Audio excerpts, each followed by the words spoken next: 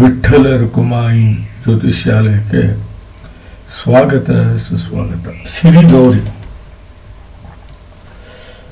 ಸ್ತ್ರೀ 6 ನವೆಂಬರ್ 2019 6:54 ಬೆಳಿಗ್ಗೆ ಚಿತ್ರದುರ್ಗದಲ್ಲಿ ಜನನ. ಶತಾಭಿಷ ನಕ್ಷತ್ರ, ಕುಂಭ ರಾಶಿ, ತುಲಾ ಲಗ್ನ. ಬನ್ನಿ ಯಾವ ದಶೆ ಯಾವ ಯೋಗದಲ್ಲಿ ಹುಟ್ಟಿದಾಳೆ ನೋಡೋಣ. ವೃದ್ಧಿ ಯೋಗದಲ್ಲಿ ಹುಟ್ಟಿದಾಳೆ. ಒಳ್ಳೆಯದು, ಯೋಗ ಏನೋ ಚೆನ್ನಾಗಿದೆ, ನೋ ಪ್ರಾಬ್ಲಮ್. ಇದು ಜಾತಕ. 1 ನೀವು ನಿಮ್ಮ ವ್ಯಕ್ತಿತ್ವ, 2 ವ್ಯವಹಾರ, 3 ಪರಾಕ್ರಮ, 4 ನಿಮ್ಮ ತಾಯಿ ಹಾಗೂ ಪ್ರಾಪರ್ಟಿ, 5 ವಿದ್ಯೆ, 6 ಕಷ್ಟ, 7 ದಾಂಪತ್ಯ, 8 ಶತ್ರು, 9 ಭಾಗ್ಯ, 10 ಕೆಲಸ, 11 ಲಾಭ, 12 ವಿದೇಶಿ ಪ್ರಯಾಣ.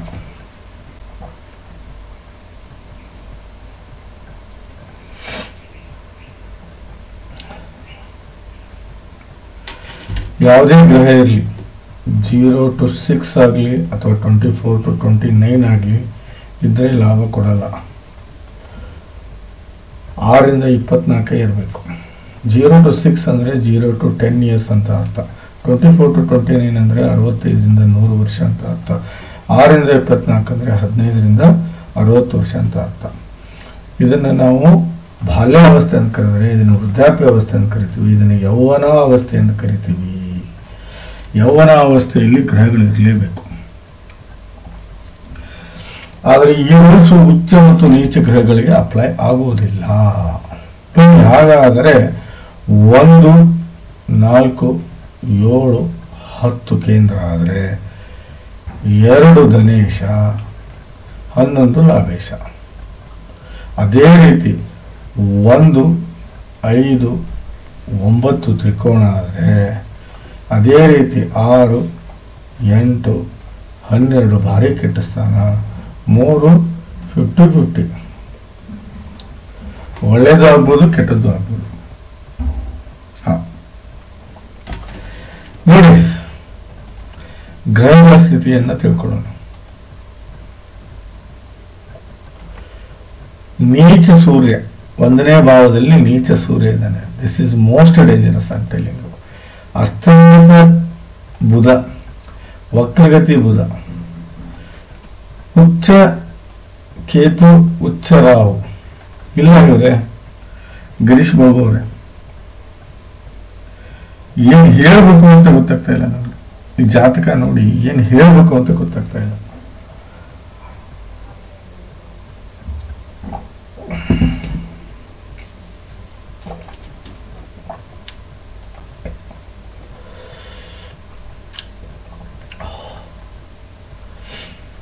ನೋಡಿ,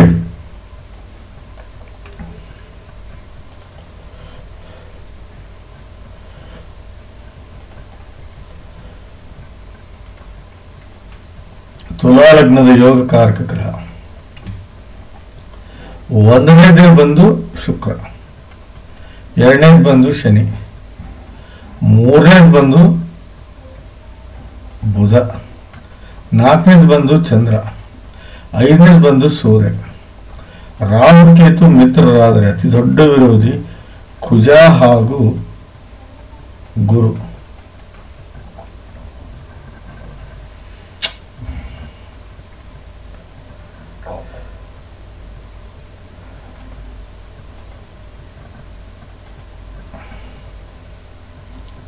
It's not good here.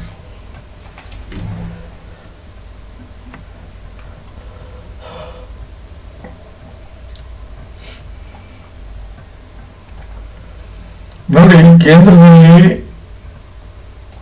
ಕೇಂದ್ರ ಇದು 1 ಕೇಂದ್ರ, 4 ಕೇಂದ್ರ, 7 ಕೇಂದ್ರ, 10 ಕೇಂದ್ರ. ಕರೆಕ್ಟಾ? ಬಟ್ ಕೇಂದ್ರದಲ್ಲಿ ಸೂರ್ಯ ನೀಚ ಆಗಿದ್ದಾನೆ. ಇದನ್ನ ಕಾಲಸರ್ಪ ದೋಷ ಅಂತ ಕರಿತೀವಿ. ನೀಚ ಗ್ರಹ ಬರಬಾರದು ಕೇಂದ್ರದಲ್ಲಿ. ನೀಚ ಗ್ರಹ ಬಂದ್ರೆ ಕಾಲಸರ್ಪ ದೋಷ ಅಂತ ಕರಿತೀವಿ. ದ ಮೋಸ್ಟ್ ಡೇಂಜರಸ್ ದೋಷ. 6 ಕೇಳಲ್ಲ, 3 ಕಿಳಿಯಲ್ಲ. ಎಸ್ಪೆಷಲಿ ಸೂರ್ಯ ನೀಚನಾಗಬಾರದು. ತಂದೆಗೆ ಆಘಾತ, ತಂದೆಯ ಆರೋಗ್ಯದಲ್ಲಿ ತೊಂದರೆ, ತಂದೆಯ ತಂದೆಯ ಆರೋಗ್ಯದಲ್ಲಿ ವಿಪರೀತ ತೊಂದರೆ ಅನುಭವಿಸ್ತಾರೆ. ತಂದೆ ಏರಿಕೆಗೆ ತೊಂದರೆ ಆಗುತ್ತೆ. ತಂದೆಯನ್ನ ಕಳ್ಕೋಬಹುದು ಇವರು, ಇಲ್ಲ ತಂದೆಯಿಂದ ದೂರ ಹೋಗ್ಬೋದು. ಸೂರ್ಯ ನೀಚನಾಗಬಾರ್ದು, ಅದು 1ನೇ ಭಾವದಲ್ಲಿ. ದಯವಿಟ್ಟು ತಾವು ದಿನನಿತ್ಯ ಒಂದು ತಾಮ್ರದ ಚಮಗೆ ತಗೊಂಡ್ಬಿಟ್ಟು ಅದರಲ್ಲಿ ನೀರು ಹಾಕಿ ಅದರಲ್ಲಿ ಕುಂಕುಮ ಅರ್ಶನ ಹಾಕಿ ಅದಕ್ಕೊಂದು ಕೆಂಪು ಹಾಕಿಬಿಟ್ಟು ಸೂರ್ಯ ನಮಸ್ಕಾರ ಮಾಡಿ, ದಿನಾನು ಸೂರ್ಯ ನಮಸ್ಕಾರ ಮಾಡಿ ಯಾವುದಾದ್ರೂ ಗಿಡಕ್ಕೆ ನೀರು ಹಾಕಿ ಸೂರ್ಯ ಶಾಂತನಾಗ್ತಾನೆ. ವಿಪರೀತ ಸಿಟ್ಟಿನ ವ್ಯಕ್ತಿತ್ವ ಬರುತ್ತೆ ಈ ಇವಳಿಗೆ. ಹೆಂಗ್ ಬೆಳೀತಾ ಹೋಗ್ತಾಳೆ, ಹಂಗೆ ಕೆಟ್ಟ ಬುದ್ಧಿಯನ್ನು ಕಲಿತಾ ಹೋಗ್ತಾಳೆ. ತಂದೆಯಿಂದ ದೂರ ಆಗ್ತಾಳೆ, ತಂದೆಯ ವಿರೋಧಿ ಆಗ್ತಾಳೆ, ಇಲ್ಲ ತಂದೆಯ ಜೀವಕ್ಕೆ ಅಪಾಯ ಆಗ್ಬೋದು. ಹೌದು ನೋಡಿ, ನಾನು ಇರೋ ಸತ್ಯ ಹೇಳ್ತಾ ಇದ್ದೀನಿ, ಇಲ್ಲಿ ನಿಮ್ಮನ್ನ ಹೆದರ್ಸ್ತಾ ಇಲ್ಲ. ದಯವಿಟ್ಟು ಅರ್ಥ ಮಾಡ್ಕೊಳ್ಳಿ. ಇದು ಪರಿಹಾರ ಇದೆ, ಪರಿಹಾರ ಮಾಡ್ಕೊಂಡು ಹೇಳ್ತಾ ಇದ್ದೇನೆ ಅಷ್ಟೇ, ಬಿಟ್ಟರೆ ಬೇರೆ ಏನೂ ಇಲ್ಲ.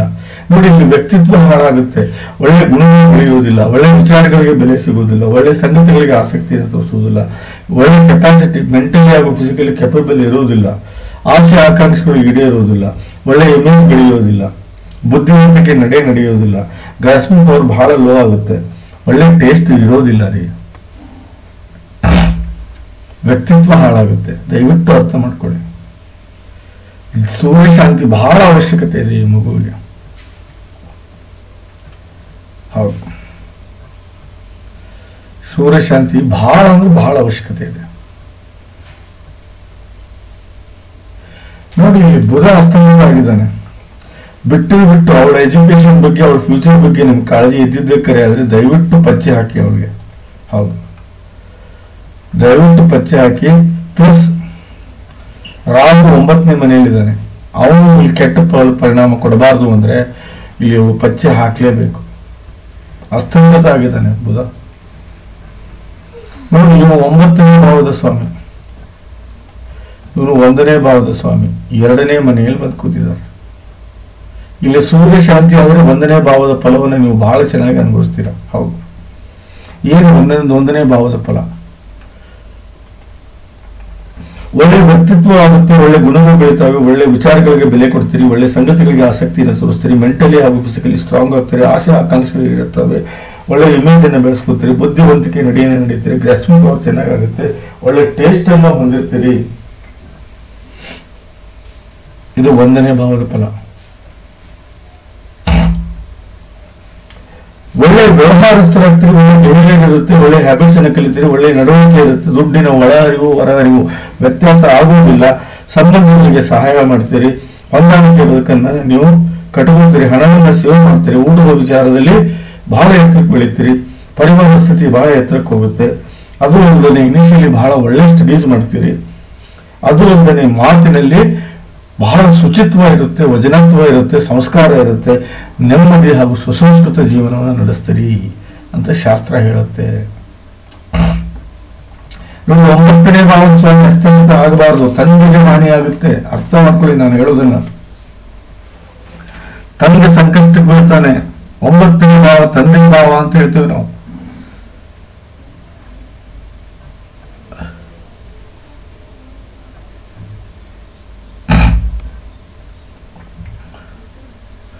ಒಂಬತ್ತನೇ ಭಾವ ತಂದೆ ಭಾವ ಅಂತ ಹೇಳ್ತೀವಿ.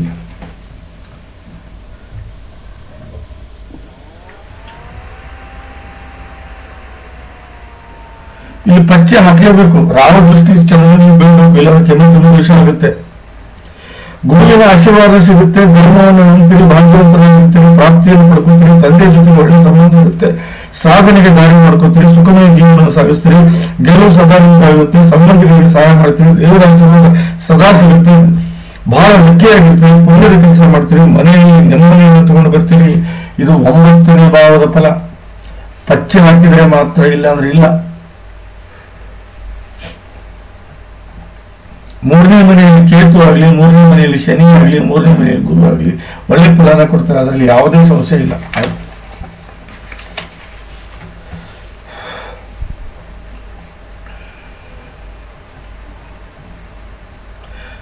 ಅಕ್ಕ ತಂಗಿ ಅಣ್ಣ ತಮ್ಮ ಕಸಿನ್ ಜೊತೆ ಒಳ್ಳೆ ಸಂಬಂಧ ಇರುತ್ತೆ, ಬಹಳ ಧೈರ್ಯಶಾಲರಾಗಿರ್ತೀರಿ, ಆಟಗಳೆಲ್ಲ ರುಚಿ ತೋರಿಸ್ತೀರಿ, ಬಾಡಿಯಲ್ಲಿ ಸ್ಟ್ರೆಂತ್ ಇರುತ್ತೆ, ಕೆಲಸದ ಕೆಪಾಸಿಟಿ ಎಕ್ಸ್ಟ್ರಾರ್ಡಿನರಿ ಇರುತ್ತೆ, ಹಾರ್ಡ್ ವರ್ಕರ್ ಆಗಿರ್ತೀರಿ. ಏನೇ ಬರಲಿ ಜೀವನದಲ್ಲಿ ಕಷ್ಟ ಅದನ್ನು ಎದುರಿಸ್ತೀರಿ, ಬರವಣಿಗೆ ಹಾಗೂ ಸಾಹಿತ್ಯ ಕಲೆಯಲ್ಲಿ ಆಸಕ್ತಿಯನ್ನು ತೋರಿಸ್ತೀರಿ, ಒಳ್ಳೆ ಮಾತುಗಾರರಾಗಿರ್ತೀರಿ, ಒಳ್ಳೆ ಟ್ಯಾಲೆಂಟ್ ಇರುತ್ತೆ, ಜೀವನವನ್ನು ಬಹಳ ಪ್ರಯತ್ನಶೀಲರಾಗಿ ಮುಂದುವರಿಸ್ಕೊಂಡು ಹೋಗ್ತೀರಿ. ಯಾವುದೇ ಕೆಲಸ ಹಿಡಿದ್ರು ನೀವು ಪ್ರಯತ್ನಶೀಲರಾಗಿರ್ತೀರಿ, ಕೋರ್ಟು ಕಚೇರಿಯಲ್ಲಿ ಗೆಲುವು ಸಾಧಿಸ್ತೀರಿ, ತಿರುಗಾಟದಲ್ಲಿ ಲಾಭವನ್ನು ಪಡಿತೀರಿ. ಇದು 3ನೇ ಭಾವದ ಫಲ. ಇದು ವಸುಮತಿ ಯೋಗ ಅಂತ ಕರಿತೀವಿ ನಾವು. ಇದನ್ನು ವಸುಮತಿ ಯೋಗ ಅಂತ ಕರಿತೀವಿ.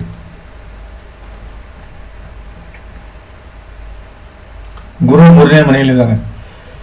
ಯಾರ ಜಾತಕದಲ್ಲಿ ವಸುಮತಿ ಯೋಗ ಇವತ್ತು ಒಳ್ಳೆ ತಂದೆ ತಾಯಿ ಅಣ್ಣ ತಮ್ಮ ಅಕ್ಕ ತಂಗಿ ಯಶಸ್ಸು ಆರೋಗ್ಯ ಐಶ್ವರ್ಯ ಕೀರ್ತಿ ಸಕಲ ಸಂಬಂಧಕ್ಕೆ ಸಂಪೂರ್ಣ ಫಲವನ್ನು ಅನುಭವಿಸುತ್ತಾರೆ, ಅದು 40 ವರ್ಷ ಆದ್ಮೇಲೆ, ಇಲ್ಲ 45 ವರ್ಷ ಆದ್ಮೇಲೆ. ಹೌದು,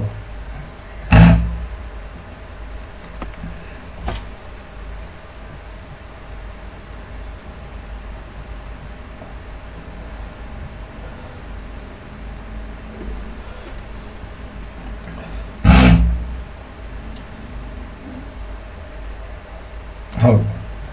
ವಸುಮತಿ ಯೋಗ 40 ವರ್ಷ ಆದ್ಮೇಲೆ ಆಕ್ಟಿವೇಟ್ ಆಗುತ್ತೆ. ಒಳ್ಳೆ ಪ್ರಾಪರ್ಟಿ, ಒಳ್ಳೆ ಹಣ, ಐಶ್ವರ್ಯ, ಒಳ್ಳೆ ದಾಂಪತ್ಯ, ಒಳ್ಳೆ ಹುಟ್ಟು ಮಕ್ಕಳು, ಬಹಳ ಮಕ್ಕಳಿಂದ ನೆಮ್ಮದಿ, ಸುಖ, ಯಶಸ್ಸು, ಕೀರ್ತಿ ಎಲ್ಲವನ್ನೂ ಕಾಣ್ತೀರಿ ವಸುಮತಿ ಯೋಗದಲ್ಲಿ.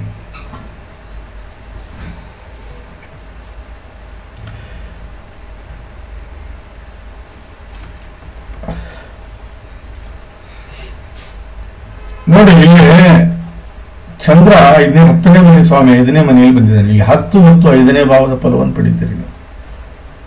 ಪಚ್ಚ ಹಾಕಲೇಬೇಕು. ಹೌದು, 5ನೇ ಭಾವದ ಫಲ ಅಂದ್ರೆ ಹೆಚ್ಚಾಗಿ 5ನೇ ಭಾವದಲ್ಲಿ ಚಂದ್ರ ಸೂರ್ಯ ಬಂದ್ರೆ ಅವರು ಮೆಡಿಕಲ್ ಲೈನ್ಗೆ ಹೋಗ್ತಾರೆ. ಬಟ್ ಇಲ್ಲಿ ಸೂರ್ಯ ನೀಚ ಇದ್ದಾನೆ, ಹಾಗಾಗಿ ಮೆಡಿಕಲ್ ಲೈನ್ ಇವರು ಆಲ್ಮೋಸ್ಟ್ ಆಲ್ ಮೆಡಿಕಲ್ ಲೈನ್ಗೆ ಹೋಗ್ತಾರೆ. ಬಟ್ ಸೂರ್ಯನಿಂದ ಶಾಂತಿ ಮಾಡ್ಕೊಳ್ಳಿ ದಯವಿಟ್ಟು. ತಂದೆಗೆ ಅನಾಹುತ, ಆಘಾತ. 5ನೇ ಭಾವದ ಫಲವನ್ನು ನೋಡಿ. ಇಲ್ಲಿ ಒಳ್ಳೆ ಎಜುಕೇಶನ್ ಇರುತ್ತೆ, ಒಳ್ಳೆ ದಾಂಪತ್ಯವನ್ನು ಅನುಭವಿಸ್ತೀರಿ, ಒಳ್ಳೆ ಸೆಕ್ಸುವಲ್ ಲೈಫ್ ಎಂಜಾಯ್ ಮಾಡ್ತೀರಿ, ಮಕ್ಕಳು ಹುಟ್ಟೋದು ಬಹಳ ಬುದ್ಧಿವಂತ ಜ್ಞಾನವಂತ ಮಕ್ಕಳು ಹುಡ್ತಾರೆ.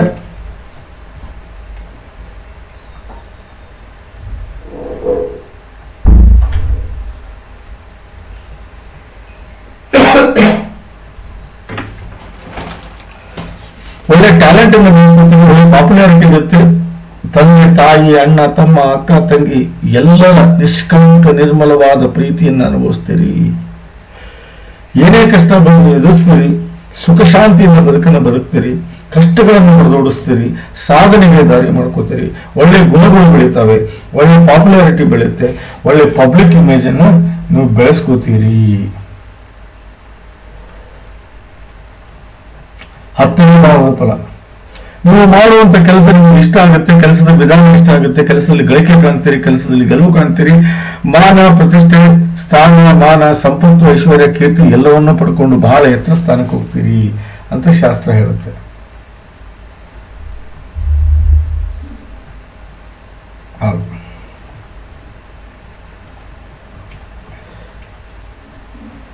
ನೋಡಿ, 9ನೇ ಮನೆಯಲ್ಲಿ ನಾನು ಉಚ್ಚ ಸ್ಥಾನದಲ್ಲಿದ್ದಾನೆ. This is very good. ನೀವು 7 ಕ್ಯಾರೆಟ್ ಪಚ್ಚೆ ಹಾಕಿದ್ರೆ ಮಗುಗೆ 7 ಸೈಂಟಿಸ್ಟ್ ಆಗ್ಬೋದು, ಇಲ್ಲ ಡಾಕ್ಟರ್ ಆಗ್ಬೋದು, ಇಲ್ಲ ಕೆಮಿಕಲ್ ಇಂಜಿನಿಯರ್ ತಗೋಬಹುದು, ಕೆಮಿಕಲ್ ಇಂಜಿನಿಯರಿಂಗ್ ಮಾಡ್ಬೋದು. ಹೌದು, ಇವರು ಬಾರೆ ನೋಡಿ, ಇವ್ರಿಗೆ ಒಲಿಯೋದೇ ಈ ಬಿಸ್ನೆಸ್. ಇವ್ರಿಗೆ ಒಲಿಯೋದೇ ಬಿಸ್ನೆಸ್. ಸೈಂಟಿಸ್ಟ್ ಆಗ್ಬೋದು, ಡಾಕ್ಟರ್ ಆಗ್ಬೋದು, ಕೆಮಿಕಲ್ ಇಂಜಿನಿಯರಿಂಗ್ ಮಾಡಬಹುದು ಇವರು. ಹೌದು,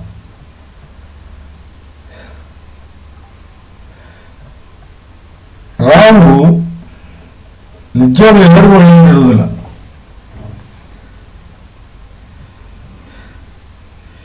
ಇವರಿಗೆ ನೋಡಿ, ಸೂರ್ಯ ಮತ್ತು ಕುಜ ಶಾಂತಿ ಬಿಟ್ಟರೆ ಬೇರೆ ಯಾವುದೂ ಅವಶ್ಯಕತೆ ಇಲ್ಲ. ಹೆಚ್ಚಾಗಿ ರಾಹು 9ನೇ ಮನೆಯಲ್ಲಿದ್ರೆ ನಾನು ಸಜೆಸ್ಟ್ ಮಾಡೋದು ಏನಪ್ಪಾ ಅಂದ್ರೆ, ಇವರ ಹೆಸರಲ್ಲಿ ಪೆಟ್ರೋಲ್ ಪಂಪ್ ಮಾಡಿದ್ರೆ 100% ಓಡುತ್ತೆ. ಇವರ ಹೆಸರಲ್ಲೇ ಇಲೆಕ್ಟ್ರಿಕಲ್ ಬಿಸ್ನೆಸ್ ಮಾಡಿದರೆ 100% ಓಡುತ್ತೆ. ಇವ್ರ ಹೆಸರಲ್ಲಿ ಬಾರ್ ಅಂಡ್ ರೆಸ್ಟೋರೆಂಟ್ ಓಪನ್ ಮಾಡಿದರೆ 100% ಸಕ್ಸಸ್ ಆಗುತ್ತೆ. ಇವ್ರ ಹೆಸರಲ್ಲಿ ಮೆಡಿಸಿನ್ ಶಾಪ್ ಓಪನ್ ಮಾಡಿದ್ರೆ 100% ಬಹಳ ಸಕ್ಸಸ್ಫುಲ್ ಆಗಿ ನಡೆಯುತ್ತೆ. ಹೌದು, ರಾಹು ಮೆಡಿಸಿನ್ ಸಂಬಂಧಪಟ್ಟಿದ್ದು. ಇಲ್ಯೂಷನ್ ಬಾರ್ಗೆ, ಇಲೆಕ್ಟ್ರಿಕಲ್ಗೆ, ಕೆಮಿಕಲ್ಗೆ ಸಂಬಂಧಿಸಿದ್ದು ಯಾವುದೇ ಕೆಲಸ ಮಾಡಲಿ, ಹುಚ್ಚ ರಾಹು ಪಚ್ಚೆ ಹಾಕೊಂಡು ಮಾಡಿಬಿಟ್ರೆ 100ಕ್ಕೆ 100 ಬೆಳೀತಾಳೆ. ಅದರಲ್ಲಿ ಸಂಶಯನೇ ಇಲ್ಲ. ನೋಡಿ, ಇವರಿಗೆ ಲಕ್ಷ್ಮೀನಾರಾಯಣ ಯೋಗ ಇದೆ. ಬುಧ ಮತ್ತು ಶುಕ್ರನ ಯುತಿಯನ್ನು ನಾನು ಲಕ್ಷ್ಮೀನಾರಾಯಣ ಯೋಗ ಅಂತ ಕರಿತೀನಿ.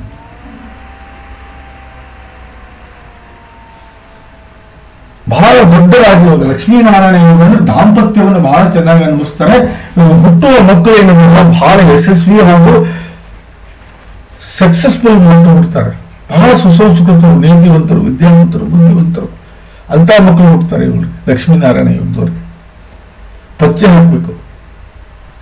ಯಾರ ಜಾತಕದಲ್ಲಿ ಲಕ್ಷ್ಮೀನಾರಾಯಣ ಯೋಗ ಗೊತ್ತವ್ರು ಒಳ್ಳೆ ತಂದೆ ತಾಯಿ, ಅಣ್ಣ ತಮ್ಮ, ಅಕ್ಕ ತಂಗಿ, ಯಶಸ್ಸು, ಅನುಭವಿಸುವ ಕೀರ್ತಿ, ಸಕಲ ಸಮರ್ಪಕ ಸಂಪೂರ್ಣ ಫಲವನ್ನು ಅನುಭವಿಸುವುದಲ್ಲದೆ ಒಳ್ಳೆ ಸಂಪತ್ತು, ಒಳ್ಳೆ ಐಶ್ವರ್ಯ, ಒಳ್ಳೆ ಪ್ರಾಪರ್ಟಿ, ಒಳ್ಳೆ ಜ್ಞಾನ, ವಿದ್ಯೆ, ಬುದ್ಧಿ, ಒಳ್ಳೆ ದಾಂಪತ್ಯ, ಒಳ್ಳೆ ಗಂಡ ಮಕ್ಕಳು, ಯಶಸ್ಸು, ಕೀರ್ತಿ, ಸಾಧನೆ, ಸಮರ್ಥ ಮಾನಸಿಕ ಹಾಗೂ ದೈಹಿಕ ಶಕ್ತಿ, ಸಾಮಾಜಿಕ ಹಾಗೂ ಧಾರ್ಮಿಕ ಕೆಲಸಗಳು, ಅದು ಅಲ್ಲದೆ ಮಾನ, ಪ್ರತಿಷ್ಠೆ, ಸ್ಥಾನ, ಮಾನ, ಯಶಸ್ಸು, ಆರೋಗ್ಯ, ಆಯುಷ್ಯವನ್ನು ಪಡ್ಕೊಂಡು ಬಹಳ ಸೊಗಸಾದ ಜೀವನವನ್ನು ಸಾಗಿಸ್ತಾರೆ.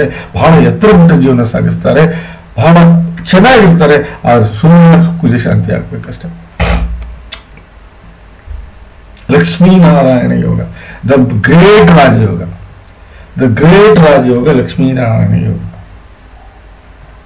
ಅಲ್ಟಿಮೇಟ್ ರಾಜಯೋಗ.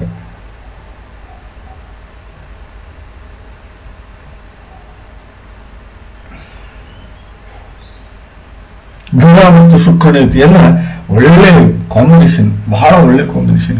ಹೌದು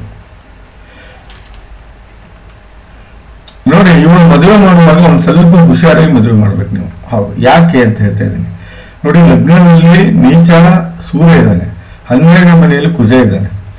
ಹೌದಾ, this is most dangerous I am telling you. ಹೌದು, ಇಲ್ಲಿ ಕೆಟ್ಟ ಪರಿವರ್ತನೆ ದೋಷ ಆಗಿದೆ. ಏನು, ಬುಧನ ಮನೆಯಲ್ಲೇ ಬಂದು ಕುಜ ಕೂತಿದ್ದಾನೆ, ಕುಜನ ಮನೆಯಲ್ಲಿ ಬುಧ ಕೂತಿದ್ದಾನೆ. ದಿಸ್ ಕೆಟ್ಟ ಪರಿವರ್ತನೆ ಯೋಗ ಇದು ನೋಡಿ. ಕೆಟ್ಟ ಪರಿವರ್ತನಾ ಯೋಗ ದೋಷ ಏನಿದೆಯಲ್ಲ, ಭಾರಿ ಡೇಂಜರಸ್ ದೋಷ. ಪ್ಲಸ್ ಮಾಂಗಲ್ಯ ದೋಷನೂ ಓದಿದ್ದು,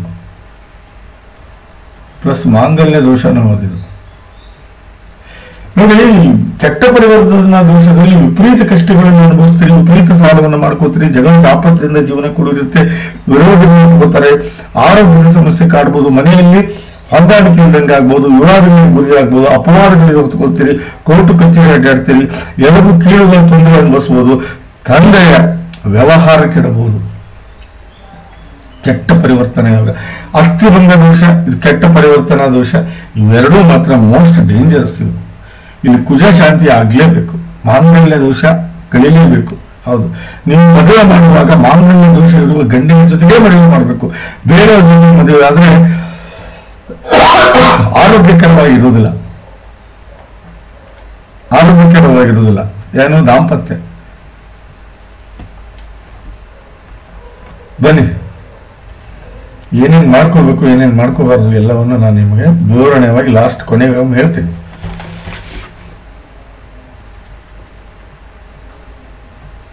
ನೋಡಿ,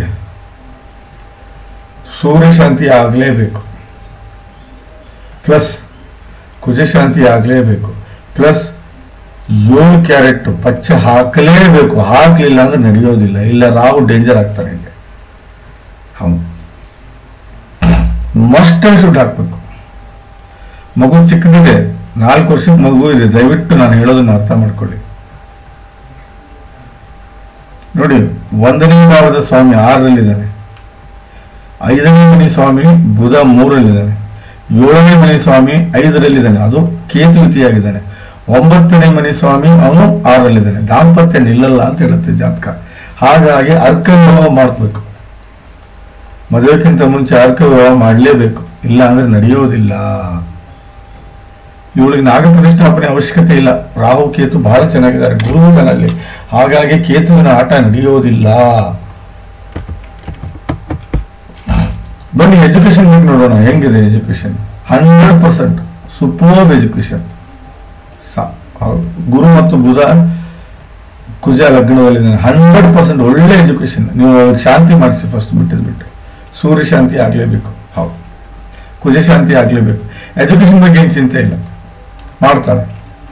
ಕೆಲಸದ ವಿಚಾರವಾಗಿ ನೋ ಪ್ರಾಬ್ಲಮ್. 5ನೇ ಮನೆ ಸೂರ್ಯ, ಶುಕ್ರ 5ನೇ ಮನೆಯಲ್ಲಿದ್ದಾನೆ, ಬುಧ ಸ್ವಂತ ಮನೆಯಲ್ಲಿದ್ದಾನೆ, ಭದ್ರ ಮಹಾಪುರುಷ ರಾಜಯೋಗ ಇದೆ, ಡಾಕ್ಟರ್ ಆಗುವ ಎಲ್ಲ ಚಾನ್ಸಸ್ ಇದೆ, ಉಚ್ಚ ಸೂರ್ಯ ಇದ್ದಾನೆ. ಹಾಗಾಗಿ ಸರ್ಕಾರಿ ನೌಕರಿ, ಡಾಕ್ಟರ್, ಮೆಡಿಸಿನ್ ಹೋದ್ರೆ 100 ಕ್ಲಿಕ್ ಆಗ್ತಾರೆ, ಅದರಲ್ಲಿ ಯಾವುದೇ ಸಂಶಯ ಇಲ್ಲ. ಹೌದು, ಬನ್ನಿ ಯಾವ ದೇಶ ನಡೀತಾ ಇದೆ ನೋಡೋಣ. ಇಲ್ಲ, ಇವಾಗ ನೀವು ಪಚ್ಚೆ ಹಾಕ್ಬೇಕು 37 ತನಕ. ಹಾಗಾಗಿ ತಂದೆಗೆ ತೊಂದರೆ ಆಗ್ತಾ ಇದೆ. ತಂದೆ ಪ್ರಾಬ್ಲಮ್ ಬಂದಿದ್ದೆ ಇಲ್ಲಿಂದ. ನಾನು ಓಪನ್ ಮಾಡ್ತೀನಿ ನೋಡಿ, ದಯವಿಟ್ಟು ನಾನು ಹೇಳೋದನ್ನ ಅರ್ಥ ಮಾಡ್ಕೊಳ್ಳಿ. ಒಂದು ಅರ್ಕನ್ಯ ಮಾಡಿಸಿ ಹೇಳೋದು,